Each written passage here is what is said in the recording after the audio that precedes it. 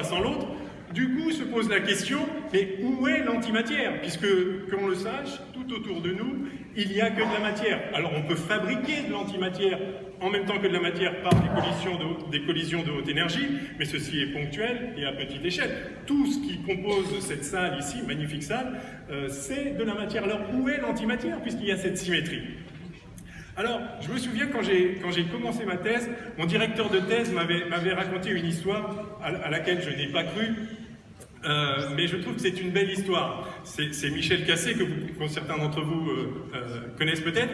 Il m'avait dit que lorsque l'homme a posé le pied sur la Lune, il regardait devant la télé et il était très anxieux de savoir si, en posant le pied sur la Lune, Armstrong allait pas se volatiliser. Parce qu'après tout, qu'est-ce qui nous dit que la Lune n'est pas faite d'antimatière?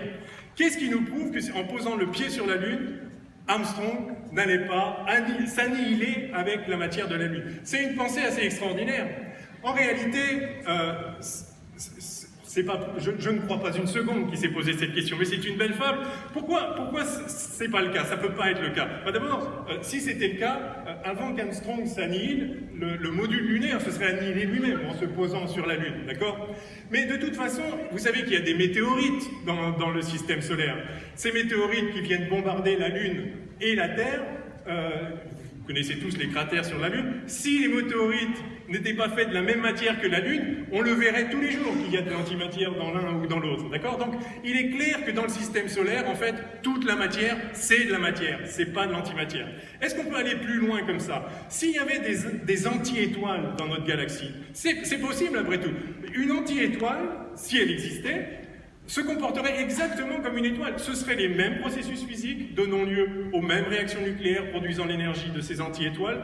Ça donnerait la même lumière, ce serait absolument indistinguable. L'antimatière n'est pas autre chose que la matière.